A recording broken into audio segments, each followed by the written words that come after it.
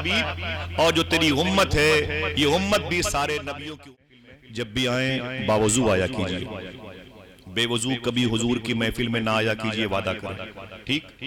Mobile وغیرہ بہت زیادہ ضرورت ہے تو اس کو نعت اور منقبت کے درمیان نکال کے اپنا کام کر لیں ضرورت ہو، ورنہ حضور کے ذکر سے بہتر کسی کا ذکر نہیں ہے۔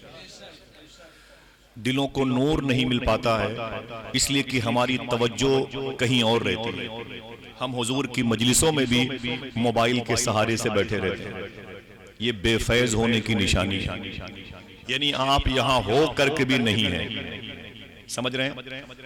ہم اور آپ یہاں ہو کر کے بھی نہیں ہیں تو پھر اپنے گھروں کی زینت بنانے لگے۔ بیدم شاہ سرکار نے فرمایا تھا ساری دنیا کی نگاہوں سے گرا ہے بیدم، تب کہیں جا کے تیرے دل میں جگہ پائی ہے۔ سارا کھیل نسبتوں کا ہے۔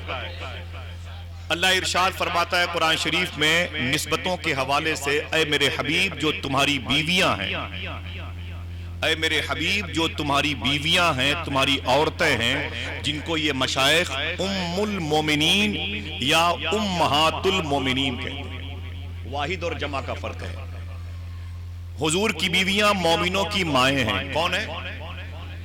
آپ کی مائیں ہیں، ہماری اقطاب و اوتاد و ابرار و ابدال کی مائیں ہیں، سمجھ رہے ہیں؟ اللہ فرماتا ہے کہ اے حبیب جو تیری بیویاں ہیں وہ عام عورتوں جیسی نہیں ہیں، سبحان اللہ بولو، حالانکہ ہیں وہ عام عورتی جیسی، لیکن آپ کہہ نہیں سکتے قرآن نے منع فرمایا، کیوں؟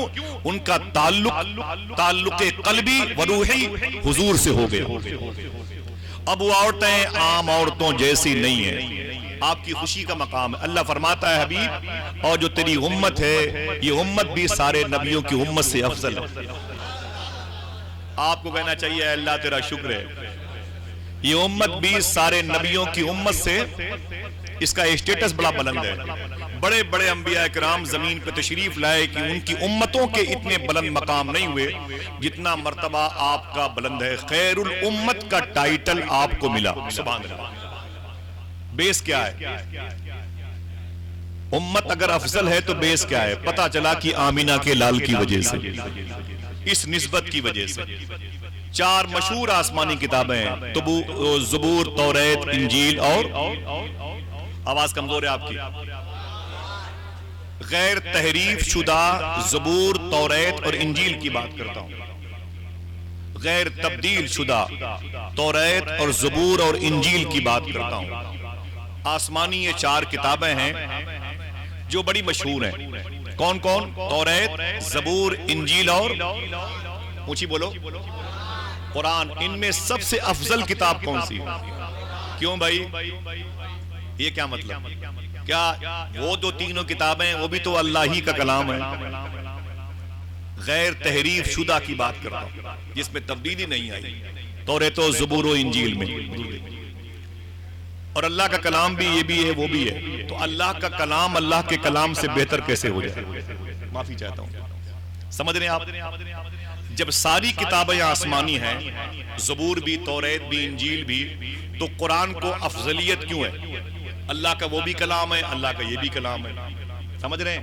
پھر یہ افضل کیوں ہے؟ اب اسے افضل سمجھنے کے لیے آپ کو اپنا نظریہ یوں بدلنا پڑے گا، اب قرآن بھیجنے والے کو، کتاب بھیجنے والے کو نہیں دیکھنا پڑے گا، اب یہ کتاب نازل کس پہ ہوئی ہے یہ دیکھنا پڑے گا،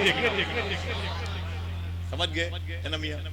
یہ کتاب نازل ہوئی ہے اللہ کے رسول پر، تو حضور پر نازل ہونے کی وجہ سے آسمانی کتابوں میں سب سے افضل کتاب کون ہوئی؟ قرآن۔ نسبت کی وجہ سے اللہ اپنے حبیب کے پاؤں کے نیچے آنے والی مٹی کی قسمیں یاد فرما رہا، ان الصفا والمروہ من شعائر اللہ، یہ پہاڑیاں ہیں، اللہ کی نشانی کیسے ہو جائیں گے؟ لیکن اللہ نے کہہ دیا تو کہہ دیا، یہ صفا اور مروہ دو پہاڑیاں میری نشانیاں۔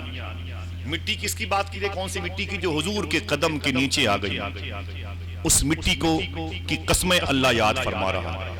ایک مٹی تو یہ ہو گئی، ایک وہ مٹی، ایک یہ مٹی جو حضور کے قدم کے نیچے ہے، اور ایک وہ مٹی جو حضور کے جسم کے نیچے، حضور کی پرسنالٹی کے نیچے، حضور کی باڈی مبارکہ جسد اطہر شریف سے لگی ہوئی مٹی ہے۔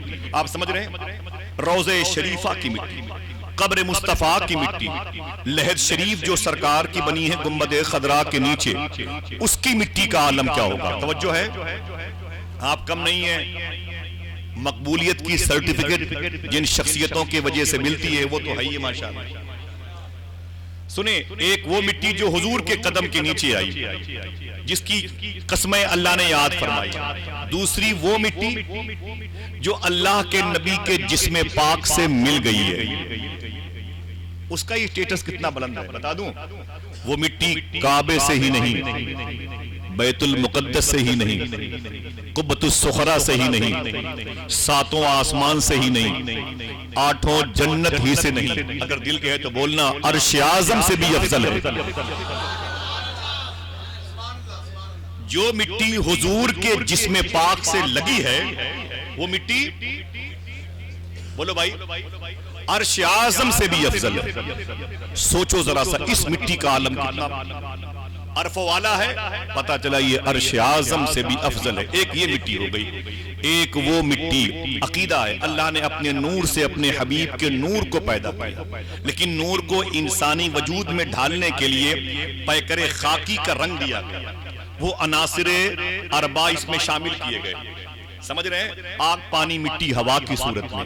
تو ذرا سوچو کہ جو حضور کے قدم کے نیچے آنے والی مٹی ہے اس کی قسمیں یاد کر رہا ہے پروردگار، تو اس مٹی کی تاثیر جو جسم پاک سے لگی ہے پتہ چلا عرش اعظم سے افضل ہے، تو اس مٹی کا مرتبہ کتنا بلند ہوگا جس سے اللہ نے اپنے حبیب کے وجود کو بنایا۔ یہیں سے تھوڑی سی بات ہوگی، سمجھیے گا، جائیے گا نہیں کہیں، تھوڑی سی بات، مجھے اپنے سرکاروں کے قدم کو چومنا ہے اور یہیں سے فیض نقشبند کو اپنے دلوں میں سمونا ہے۔